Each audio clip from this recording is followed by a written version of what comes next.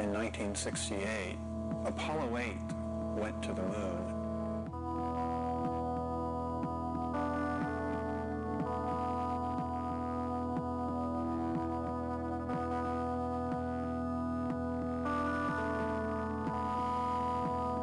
They didn't land, but they did circle the moon. And I was watching it on television, and at a certain point, one of the astronauts casually said, "We're going to turn the camera around and show you the Earth." And he did.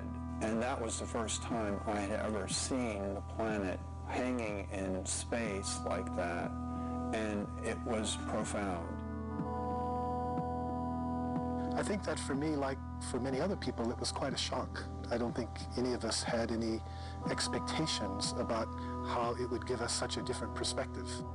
I think the focus had been, we're going to the stars, we're going to other planets, and suddenly we look back at ourselves, and it seems to imply a new kind of self-awareness.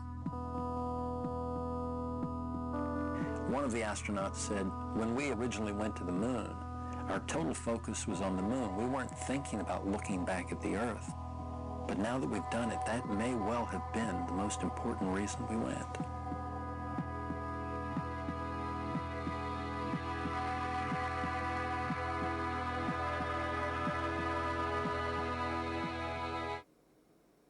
Looking Back on Earth was titled or called The Overview Effect by Frank White.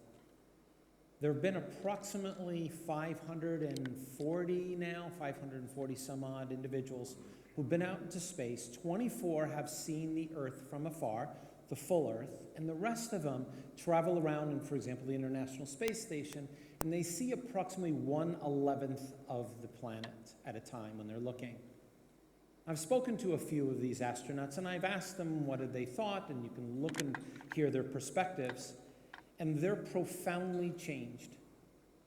To look down on Earth and see that thin veil covering it.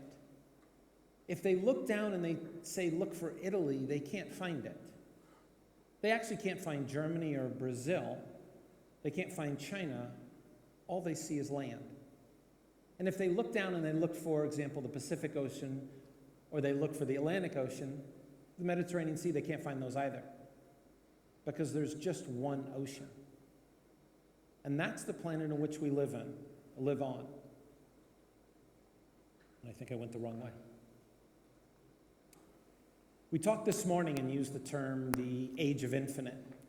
We're not in the fourth industrial revolution. If we are going to go into the real true fourth industrial revolution, which includes Internet of Things, which include connective devices, includes technology that drives and connects us together, that doesn't to me seem like the next paradigm shift that we need, nor the one that we want. We're looking at the age of infinite possibilities, infinite resources. And Bruce had brought up earlier this morning, there's a book, Abundance. And I think if we continue to look at the world as scarcity and abundance, we're going to live in a world in which we have the haves and have-nots. And since the Gilded Age of time, right now on Earth, we have the biggest disparity of wealth in history between different groups. I live primarily in Hong Kong, New York and Hong Kong, spent a tremendous amount of time in San Francisco, and I can tell you, I can see the disparity of wealth sitting on the streets of Hong Kong every day. Even with the protests going on, I see everything that's happening there.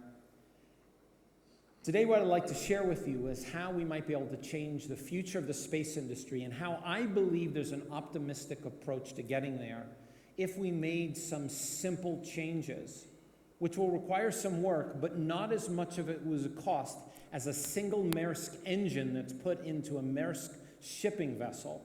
We could change the future of all species on Earth by making just a few simple modifications.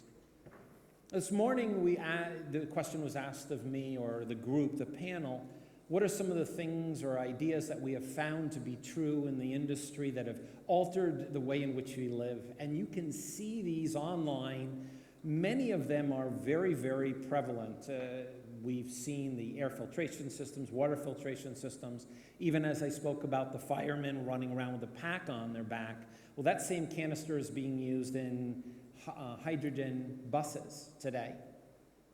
All of these technologies have altered how we live, but what we don't see up there are the individuals who work for these companies who then left that company because of what they learned, how they saw it, the fact that they learned about space, and then went into another industry and created something that we might not have thought of as to be space-related, but humans build upon the lessons that they've developed over years and learned from other people, whether they've read it, they've seen it, they've heard about it. Well, in this case, what happens if a lot more of the ideas that we even realize have been created by individuals somehow tied to space? And the reason that I bulk all of these together and I look at the overview effect, and the two images are up here, is one, that we have to start looking at all of the countries as separate and distinct, even though we have moved into an age of popularism and protectionism. I think that the future, if we were to have one, that we would like to, not we, I want to say I would like to see, and I'm saying I because I can't speak for you, I believe that we could have a much brighter future for ourselves and our children if we had a different mindset. And that in order for that to happen, we have to change policy, we have to change the rules in which we govern, the rules in which we work, including in the space industry. One way to do that is something called a paradigm shift, and you've probably all heard of paradigm shifts. I brought it up earlier this morning too, is if you were going to move from Macedonia, or if you were going to move from France, or you were going to move to any other country, especially where the language is very different and the eating and cultural foods are different, that's a paradigm shift. You have to kind of readjust, reassess, figure out what to do. And it's challenging, but when you do that, they have found and discovered that individuals who move from one country to another tend to find more opportunities in that culture than the people living in that culture because they've become accustomed to it. This is how we live, this is how we do things. And someone walks in from another culture and says, wait, there's a whole different way to do that. And one statistic I have used before is 56% of the startups in Silicon Valley, it's not the only place in the world, but Silicon Valley, came from people who were immigrants, who looked at the world in a different way and saw a paradigm shift. So what if we could change the entire world to paradigm shift? And wouldn't be as hard as one might think. But let me give you an example of how we do it improperly.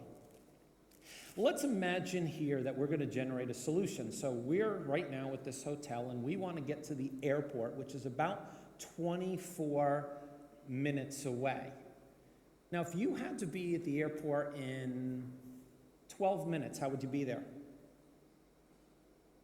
Somebody, how would you be there in 12 minutes? Really fast. If you had to be there in 9 minutes. Fly, helicopter. 6 minutes. Teleportation, correct. You're right on target. The fact is that humans are what I have labeled, it's again just something I have come up with, is we're additive thinkers. We solve challenges that we have by going faster and faster with the knowledge that we have. We want to solve the ocean, so we try to do it, the challenges in the ocean, we try to do it faster. We want to solve the challenges with a certain environment, we do that faster. The truth is you could have Skyped. I didn't say you physically had to be there, I said you had to be there, but our mind assumed, because I gave you time and distance, that you had to do that. And that's how humans address many, many challenges, I've said in many boardrooms and with many executives around the world. And there's this additive type thinking, even in the space industry, using the lessons that have come before. But how do you get someone to do that paradigm shift? Well, space people already have to do this. In order to be in the space industry, you have to be thinking of a different set of parameters. But the rest of the world is still solving the challenges it has using old thinking, or non-paradigm shifting thinking. Let's travel back in time about 6 years ago. I'm at a conference, I'm standing I just spoke, and there's a guy next to me, and he looks at me and he says, if you ever want a tour of NASA, give me a call. I said, okay, I'm here every month, I'll give you a call. The next month, I fly into Silicon Valley, I'm there every month. I go to their offices in the portal, and there is a woman who sits next to me, Lynn Harper. She is considered the founders of astrobiology, and we have this unbelievable conversation about biology. And Dan Rasky sits across, he runs the portal, and Bruce was on the phone, and he had made me sit down in the table, and he comes and sits down, and we start talking. I went for 3 hours. I did not get that tour. So he says, come back next time and you'll get a tour. Next time I go back, I sit down again, big mistake, 3 more hours, didn't get the tour. The third time I did. But I remember the first question that Bruce had asked me. He paradigm shifted me without him thinking in that way. He was getting me to learn a lesson, and he said, where does platinum come from? I didn't know. I think I said the ground or mining.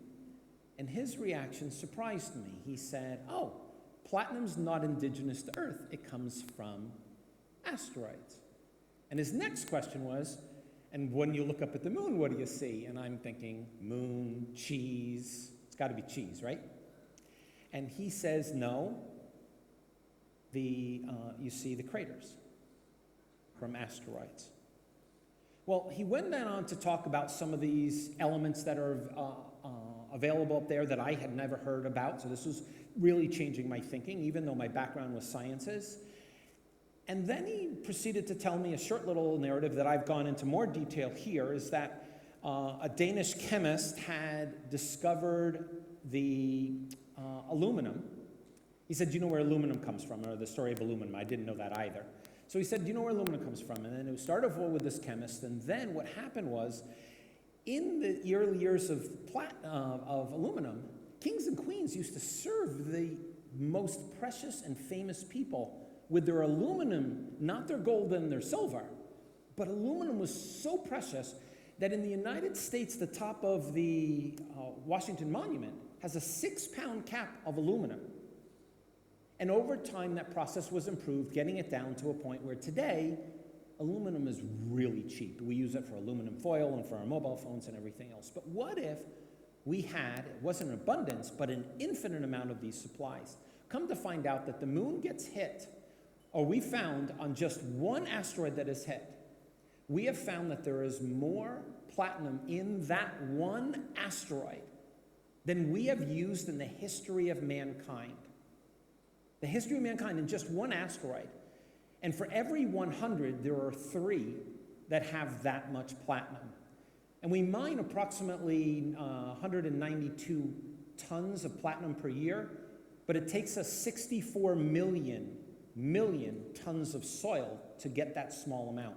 So to give you a relationship, a tractor trailer comes in, American-sized tractor trailer, you need 4 of them to do all the platinum on Earth. That's it. But you need 60 million Toyota Corollas just to mine that small amount. He talked about the need, or the fact that we would be thinking differently, we'd have an abundance. We also talked about the fact that there's water on the moon, which I did not know about, and I can even tell you that a person who was funding Space IL did not know that there was water on the moon, and they were funding it. On my 3rd visit there, which finally, on the last time I did not go into NASA, and I got to the gate, Bruce came out to me. Luckily, I carry my passport because I found out my driver's license doesn't work at NASA. And we went around, and I would be honest with you, I was not very impressed with NASA. You might have been because you love space, but for me, it was okay. Except for one time, we were sitting in the flight simulator, and a guy sticks his head and he says, you want me to turn it on for you? I said, yeah! And I looked at Bruce, I said, do they turn this on for everybody? And he said, no. They didn't know me. They just turned it on for me. And I was able to play a little bit with the flight simulator. And afterwards, we went for, by the way, I'm not a space guy.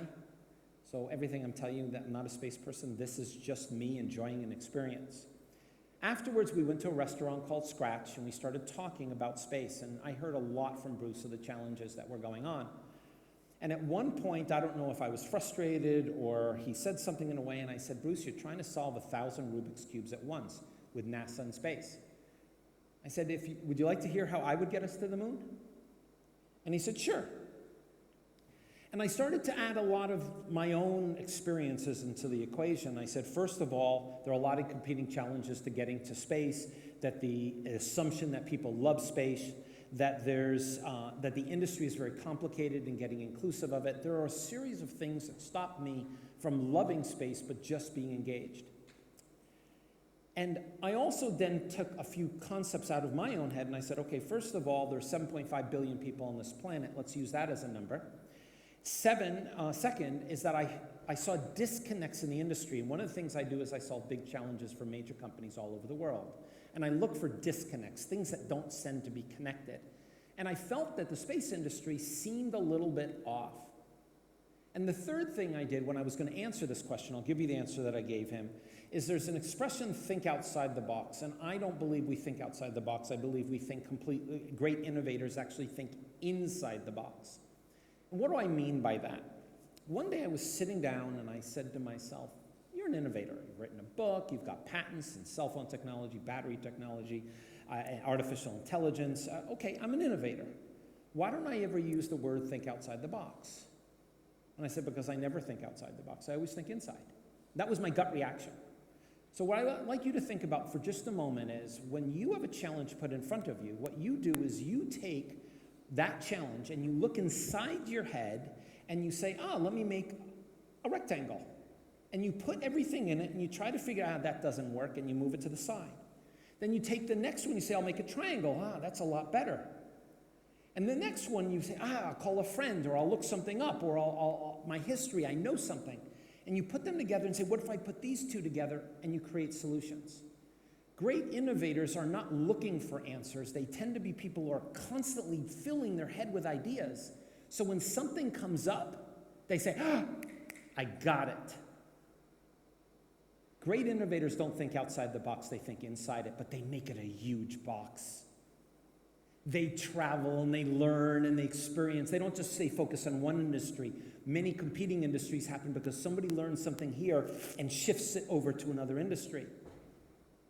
Well, I've worked in nanotechnology, aerospace, water and sewage, construction. I had a company in artificial intelligence. I was pulling on my ideas in order to make this work for Bruce. And I pulled on some of these things. I know that people like phases and stories, so I created 4 phases for Bruce. And the second thing that I did is I created a storyline. And it took about an hour, and I'm not going to go into it. There's a paper that you could read on that if you'd like. It's not long. And I created a narrative for Bruce. I realized that one of the things we had to do in the space industry is stop trying to have a shotgun, go at the whole industry and solve everything at once. What I said is, Roger Bannister broke the 4-minute mile, and within months of him breaking it, other people did. So once proof of concept happens, others can do it. No different than landing or reusable rocket. Once it was done once, someone says I could do it again. And then someone else says I could do that again. It becomes faster and faster. I also knew that we're in an age of platforms. Platforms giving us capability and visibility into markets. We had ways of seeing things we've never seen before. So what if we could tie those together? What I said to Bruce was the first thing we need is a box with a roof on the moon. Proof of concept. Not 500 different things happening at once, not terraforming the moon, not terraforming Mars. Get proof of concept, everybody working on one thing, get a box with a roof on the moon. And we talked about where that comes from, and I'm not, again, won't go into all the historical parts of what I shared with him. I said, because then once we've done it, other people could see it's possible. The second thing we need to do is we need to create an industrial park. A building, like a submarine size. Major companies can get 40 square meter, and they can pay $10 million for the first wine, and the first perfume, and the first space mining, or first rocks, or what, but not government funded. Bruce asked several times about government funding, and I said, no, this is not government funding. We get a box with a roof, and then we get this industrial park, and it's going to be tough living. It's not going to be fun, and Bruce even used the term, which I loved, hot bunks. In submarines, you get into a bunk, and when you leave, someone else gets in, and when that person leaves, someone else gets in, so it's a hot bed, and you live that way. So this is going to be tough like Explorers. But once we include now we've got these 2 buildings, that's it, and we sell something from the Earth, from space to the Earth, and the Earth to space. And we create our first real sale, and then people know commerce is possible. Then what we do is create an extended stay hotel. Little did I know that Bigelow made his money in what was called extended stay hotels.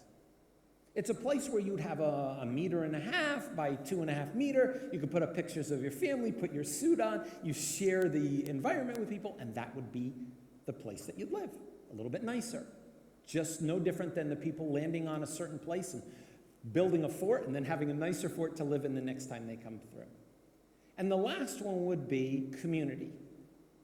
And that community would not be the way we see it in all these pictures and all these diagrams of terraforming. It's going to be a place probably where major corporations are going to put 8 or 10 or 12 people to live and work so that they can continue the space exploration. This by itself is a huge, huge, huge, huge challenge. This could take years to build. We're not terraforming yet. We don't have millions of people living on the moon. Just this is huge. But I learned in martial arts, I'm a black belt in Taekwondo, that if you go to punch a board and you hit it, you'll break your hand. A martial artist knows that you go all the way through. Here's the board, all the way, and that's how you smash it. If you go partially, you break your hand. You have to go all the way. Well, this is what we'd have to do to get all the way through. One plan, one objective, nobody winning, it's humankind making changes. And then I learned this.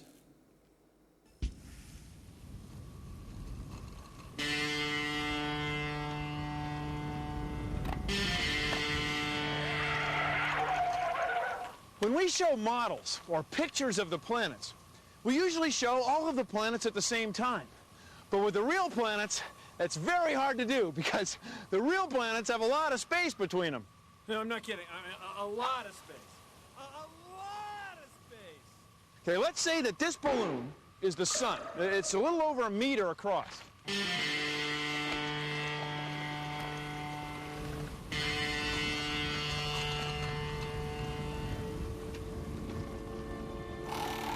Then the planet Mercury would be here, 39 meters away, and would be just about this big. That's all there would be to the planet Mercury. Here, at 72 meters, that would be Venus. Now, the sun's still behind us, and look, up here at 100 meters, our own Earth. Hi, everybody. Hi, Bill. Now we got to get serious. Uh-oh.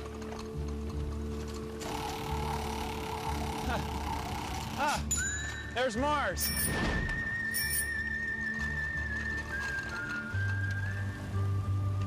Now the distances start to get very large. Those planets, those models, are the actual size. Now the sun's still back there.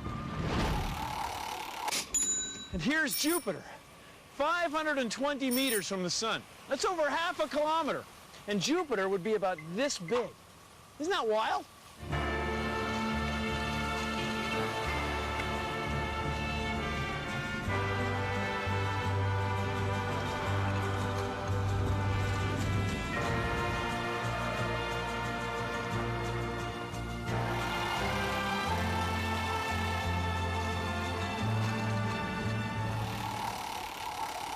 Here's Saturn, the one with the big rings. 953 meters from the sun, almost a kilometer out, way out here.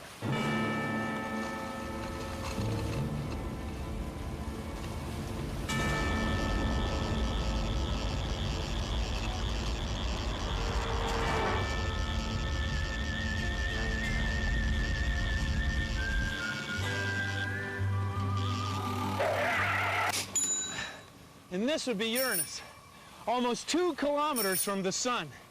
It's way out here. Are you beginning to get the picture? Everything is really far apart. There's a lot of space in space.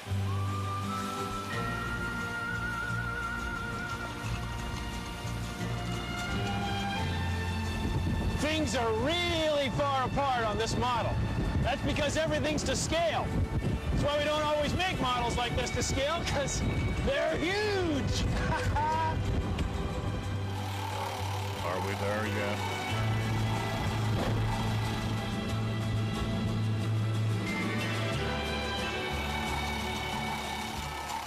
Here's Neptune, an icy blue planet, 3 kilometers from our weather balloon sun.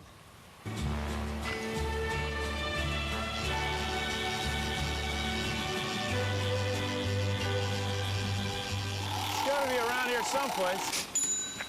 Down here, Bill. Bill, Oh. down here. Oh, there it is. Oh, yeah. Piece of cake.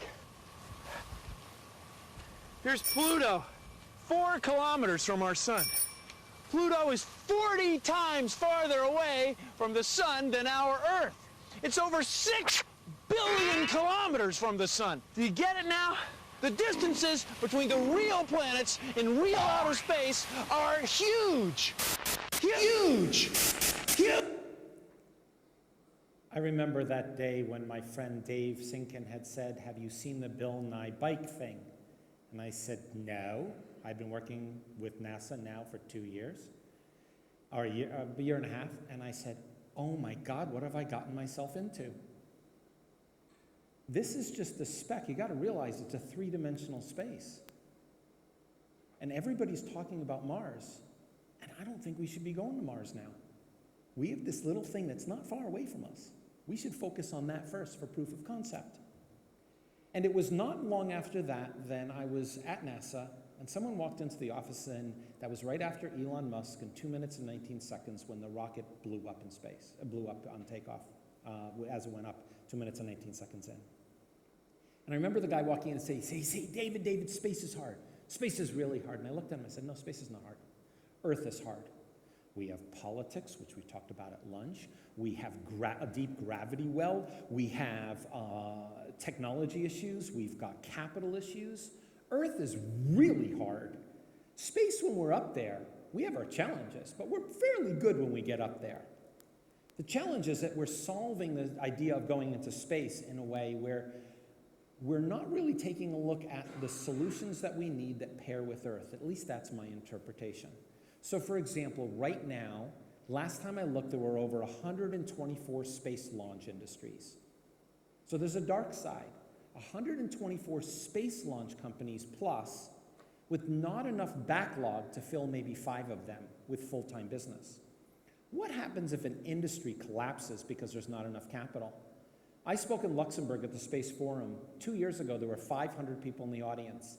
This year, there was no more than about 70 because they lost $15 million to Planet Resources, space mining company way ahead of its time. And the other company, Deep Space Industries, also fell at the same time, and those were big news. I was just speaking with someone from Space IL. They were the rocket from Israel that was able to put, and they smashed onto the moon. And they were going to do Space IL-2. The government said they weren't going to fund it. The major investor tried to get people involved, and everybody said they're out. So there's no Space IL-2. It stopped. And I had said in Luxembourg, I said, 1969, looking at those people at that time, would they have ever in a million years thought that 50 years from then, this year, that we would have not gotten further than we are today? We've had some great things happen. We have $350 million industry, billion-dollar industry. We've got satellites. We've got technology. We're able to send rovers out to different planets. But they wouldn't have never thought that 50 years later, if we don't do things right this time, you will be sitting in a room 50 years from now, believing that then it was going to happen, that it won't happen, and it will be the same scenario happen. Not because you're not interested. It's because we're making mistakes and we don't have a purpose in how we build it.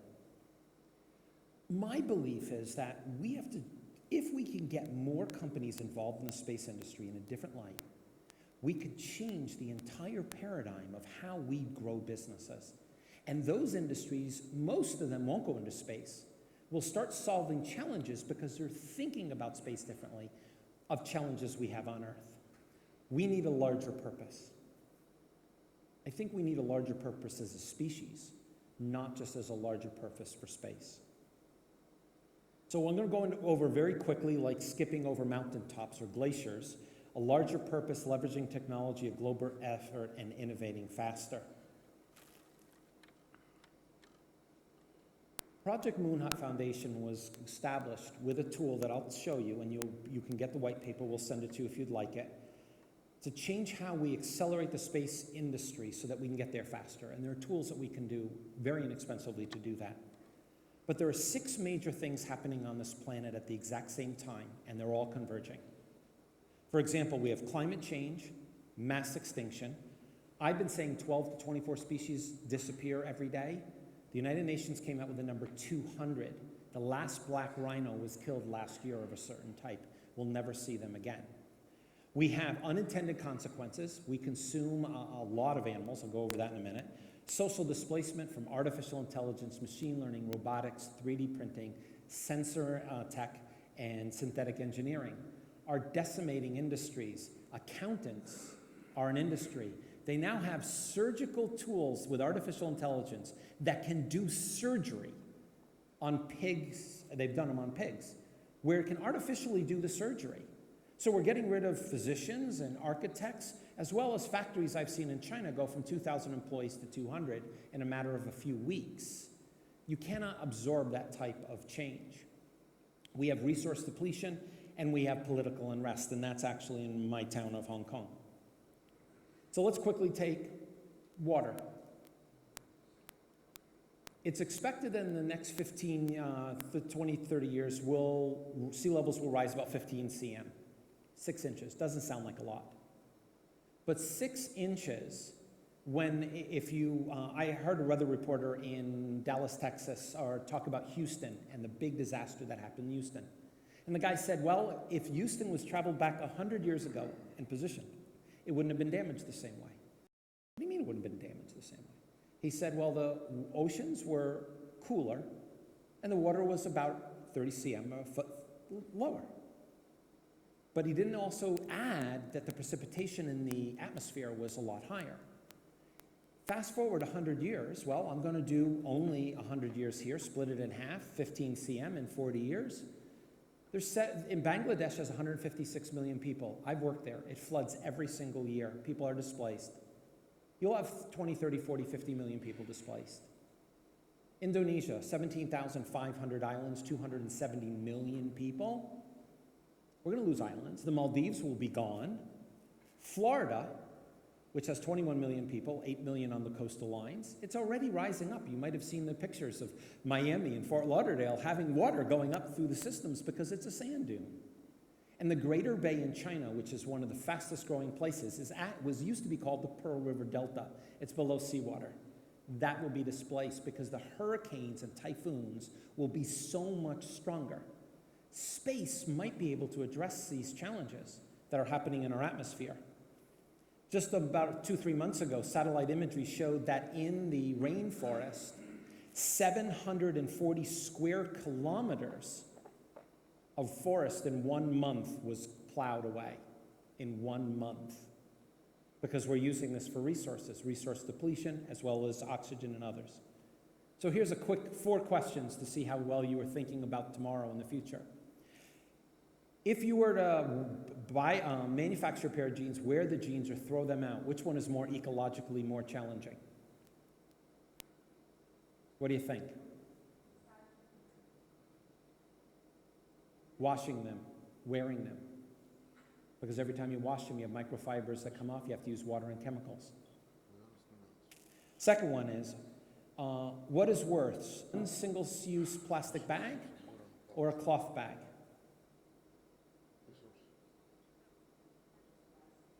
We're really concerned about our plastics, aren't we? Don't be.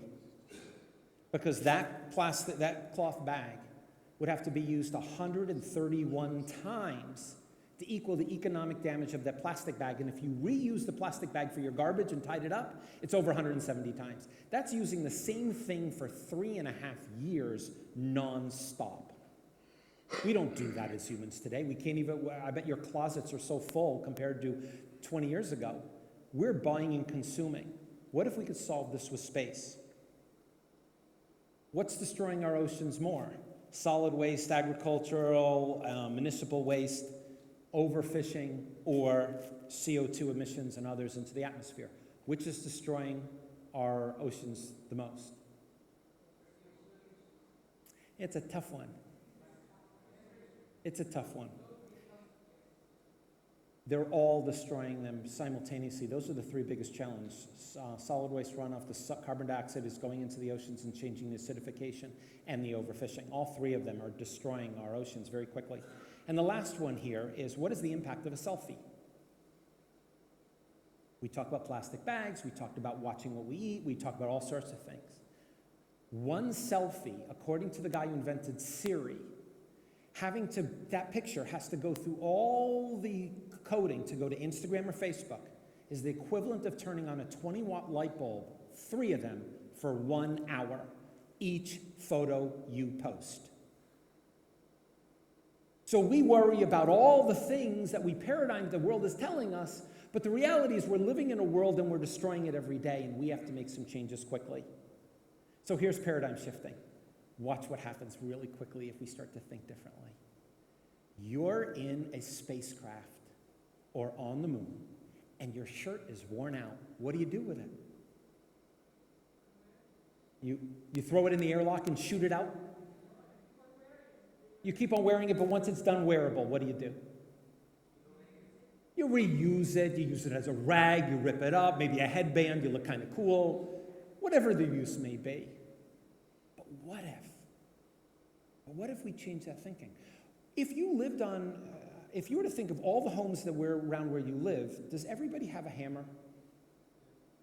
But if you're in a spacecraft and there are 10 people, do you need 10 hammers?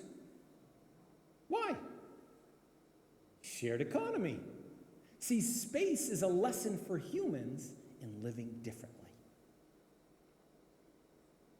So what we are working and we need to complete is something called the zapper. Imagine this, you're in the spacecraft, you're done with your shirt, you take it, you put it in the zapper, it hits it with beams, breaks it down into molecular components, it goes into different filtration, and it's used to 3D print new items. That every house on Earth, every apartment on Earth, every business on Earth has a zapper in their home. Do we have to worry about plastic bags anymore? Do we have to worry about reusing or buying clothing? Do we have to worry about a lot of the challenges that I just talked about because we have energy capabilities that come with it? If we're in space already, we might have power generation coming down to Earth. We can actually clean the carbon dioxide that we have on this planet today, but the big challenge we have is energy. If we're in space, we could solve the energy challenges of the atmosphere. The zapper doesn't exist yet. That's for you to figure out how to build. That's on one of your project lists. I talked about earlier about Get a Har Ready. I'm actually going there next, to Silicon Valley, at a competition, a global technology symposium where Bruce and I met. And this guy is the Mars guy I talked about. He loves Mars, crazy about Mars. He decided to make the nanotube that was able to filter a molecule of water. And that water goes all the way through, comes out the other side clean and fresh, but we're not on Mars. That was the challenge I shared. So what's amazing here is he's now using it to change the filtration on Earth. And he's in India, and he's using it in India. And one of the things that I say about India is that India is not a developing nation. It's not a third world country. India is one of the oldest nations on this planet. They have policy, and they have a structure, and they have religion that causes it to be one of the least productive, with over 600 million people being impacted just by agriculture. But I don't consider India a third world or it's an old country. It's been around a long time. It's policy and the way we make decisions that have caused India to stay where it is. It hasn't figured out how to give fresh water to its people. So education is going to be much further down that pipeline. But here's one that's really interesting. This is a surprise. This guy is Yossi Amin out of Israel. He has a company called Space Pharma. Really cool. They have a CubeSat. For those of you who don't know CubeSat, it's about 10 centimeter by 10 centimeter by 10 centimeter cube, and they put them together, and his satellite's about this big. I won't go into the pricing, but it's very inexpensive. And he was able to take an experiment, in a bottom, he created a lab, and they sent it up into space, and they injected, for pharma, they injected an organic into a chemical reaction, and on Earth, it would fall apart. The gravity would drop the molecules so that they couldn't bind. So imagine trying to make a circle right now, and you put the pieces, but every time you did, they fell. But in microgravity, the molecules have the time to be able to get in place, and then they put the keystone in the pin, and they lock it. And they were able to create molecules we've never seen on Earth. His first had 8 experiments that they can monitor and they took photographs of. The next one, I think, has over 240 experiments because they could put in micro injections. But on a podcast I did with him, he shared with me something that scared me. He said, we are being able to take a neuron and recreate. The neuron grows in space. So you're probably thinking maybe back surgery or people with neurological problems. He said, but the challenge is the neuron grew 10 times longer than we expected it to grow. Well, what does that mean for babies being born if the neurons grow at a different rate than the mitochondria react than the other cells create? The brother experiment in space, oh my God, we don't know if we could even live on Mars or get to Mars. We have no clue the implications of microgravity and gravity and long-term exposure. We have no clue why would going all the way to Mars when we haven't even figured out how to stay in our own atmosphere and figure this out? And he scared me with that tech. According to the US, which is the only place in the world right now that keeps track of this, China's worse, India is worse also. The United States dumps 12 billion gallons of solid waste runoff. That's not agricultural runoff, industrial runoff. That's just solid waste runoff into the oceans every single day. China and India are worse. And we're worried about plastic bags and straws. To give you a reference, if you have a bathtub, fill that up 320 million times. And every single day that goes into the oceans. Again, plastic bags, our focus is off. Space can solve this because we'll think differently on how to solve these challenges. And just 10,000 years ago, there were 1 million pigs, chickens, and cows on Earth. There were 1 million.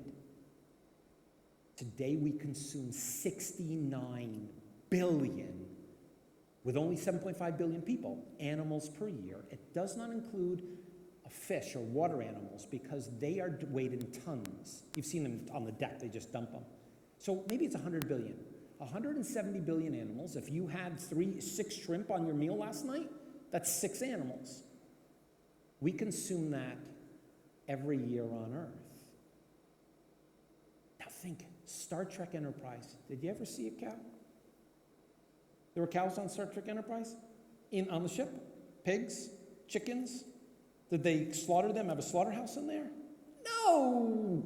They had a 3D printer that printed food. That's space tech. Their garbage, do you think they threw everything out? Nope, they had a zapper. They were using the zapper.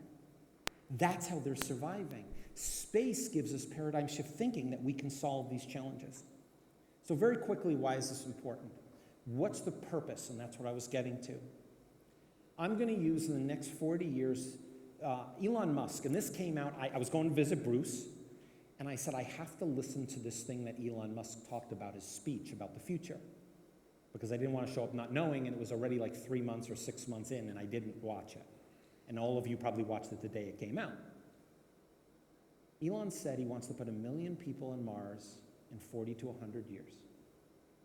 1 million people on Mars, 40 to 100 years. Huh. We have 7.5 billion people today. We'll have 9.5 billion in 40 years. And he wants 1 million people. 1 million. It's not a lot, is it? He's trying to save the human species. He's not putting whales up there and dolphins and alligators and amoebas. He's saving the planet, the human species.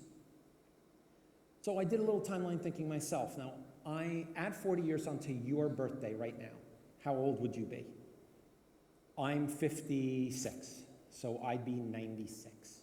I have sons who are 66 and 64. I'd have possibly a grandchild who was in her 30s or in his 30s, and maybe even a great-grandchild. In that same time, sea levels will rise 15 cm. China just had its first ever super typhoon. Hong Kong last year had its first ever super typhoon. You might have seen the damage. We never had it. and it was 100 miles away from the coast and all that water coming over the edge, if it was closer and on high tide, it would have been 7 to 10 meters higher. Would have wiped out the edges of Hong Kong and all other places. We have the convergence of artificial intelligence, machine learning, robotics, 3D printing, synthetic engineering, all coming together, displacing people. So Macedonians right now who earn about 420 euros per month, with the average of an 18 to 35-year-old is unemployed at 52%. We're not going to raise their income.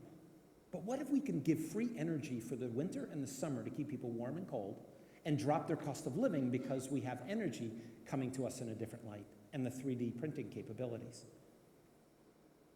Mass extinction will continue, and that's in 40 years.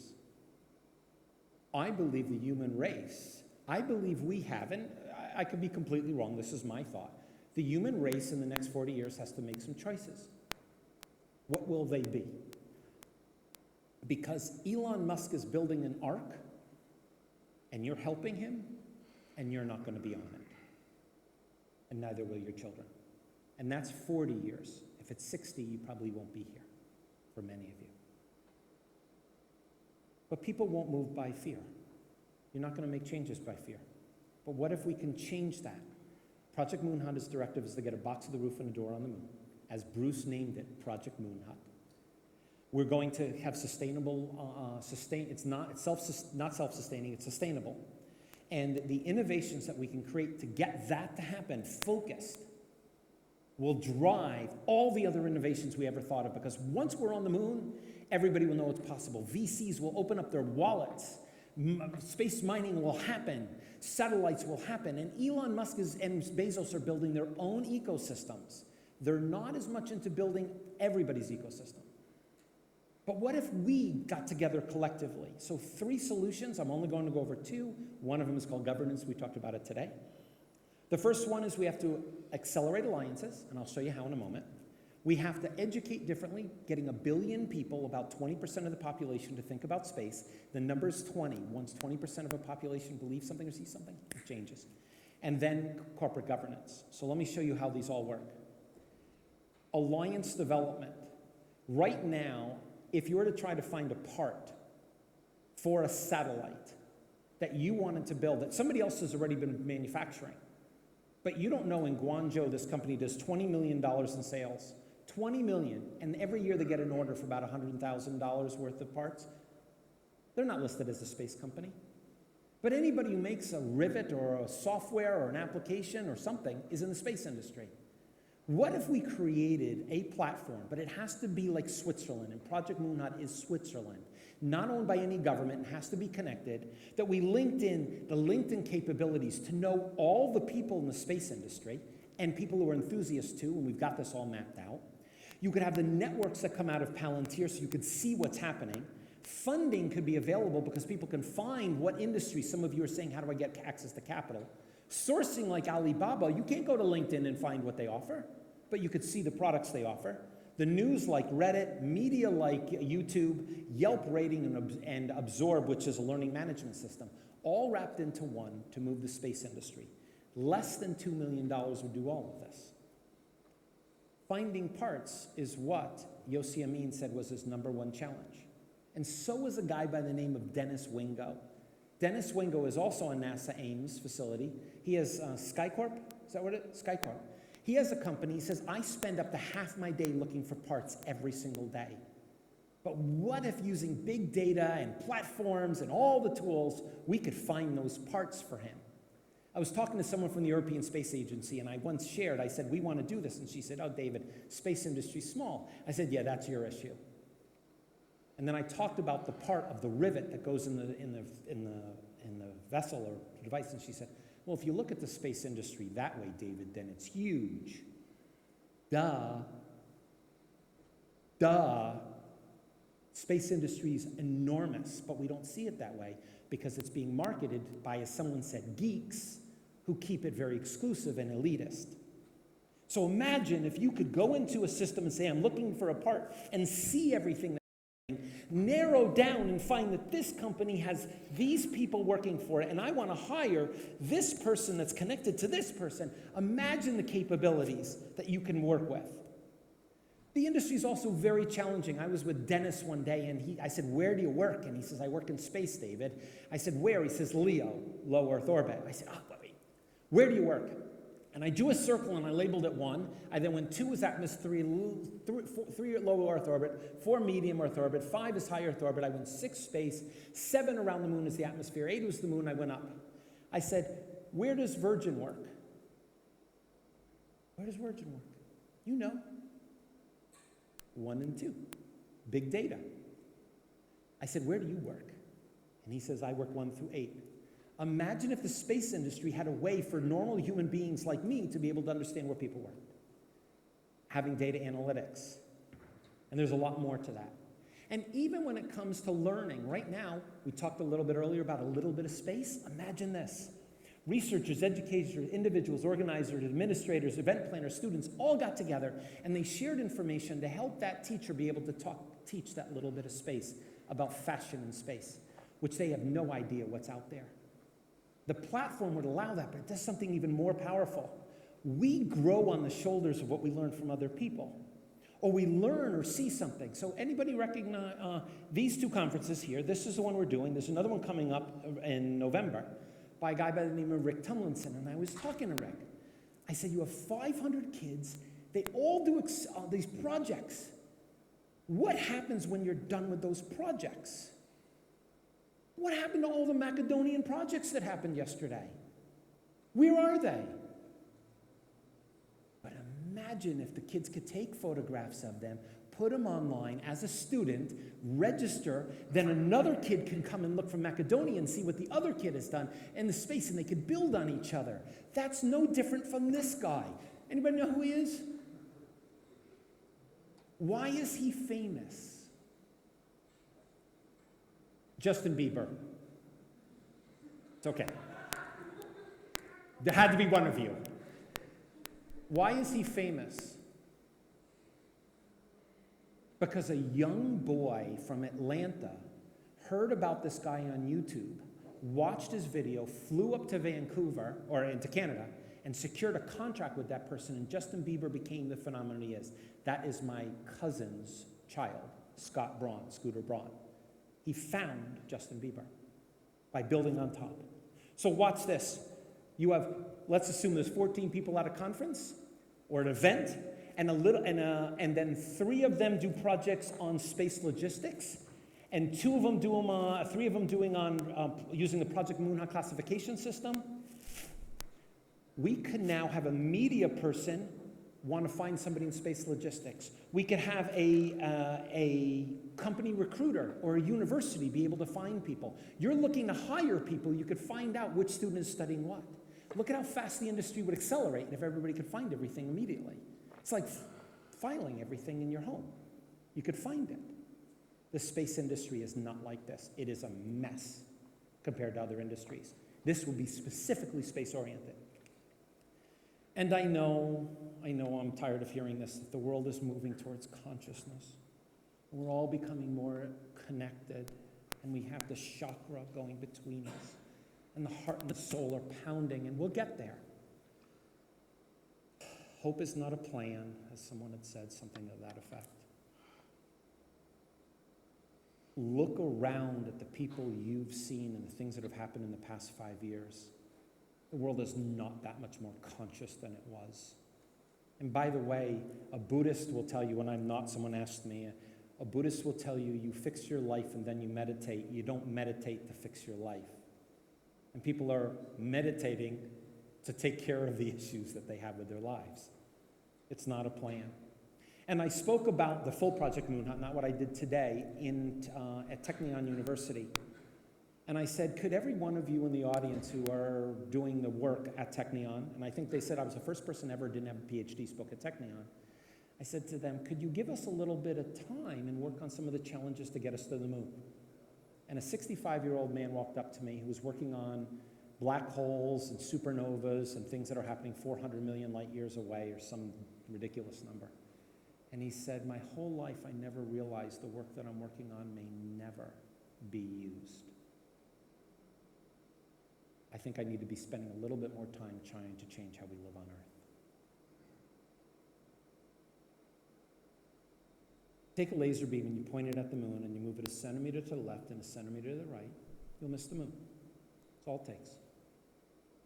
We have the ability to create the age of infinite today. It's going to take every one of us to change how we look at the world and how we treat people and how we look at data and how we do. But in Project Moon Hut, I don't care what country you're from, what religion you're from, what belief you have, what structure you have. I don't care where you come from. It doesn't matter. If you want to help, we would love your help. Because this is not a matter of what gender or what you believe in. I don't care, personally for me. I want our future to be brighter. I want your future and your children's future to be brighter. Because you won't be on that ark. And you have to start doing that now. There's infinite possibilities in the world. There's always a solution.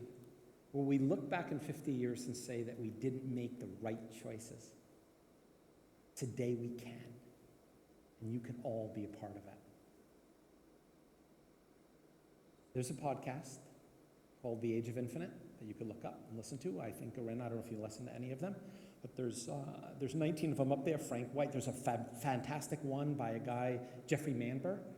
Jeffrey Manber was an American sitting at the Russian table when they started the Russian Space Agency. He told the story that he was on the Russian side. And Rick Tumlinson was on the American side. We heard some amazing things on some of these podcasts. I've only got 19 up, and I'm looking to add to it. There's a website. It needs to be updated. Haven't had the time on that. And so I'm going to give you, you can connect to me on any of these. There's a special gift that I'm going to give you. I'm going to send to Arena the Paid to Think chapter on innovation. It's going to be as a Kindle version. So you'd have to download Kindle, and it's free reader, and you can read a chapter on innovation. I'm going to give that to you. And for anybody who's interested in reading the paper that we've written for the tech that needs to be built for this, all I ask is, if you read it, you don't build it separately. You see that we need to do it together. And I decided about a year ago I'm giving it away because I want to make sure we build it. It doesn't have anything to do with us. It has to do with all of us. So I'd love to see your help with that. So with that said, hopefully we did a little paradigm shifting today. Thank you.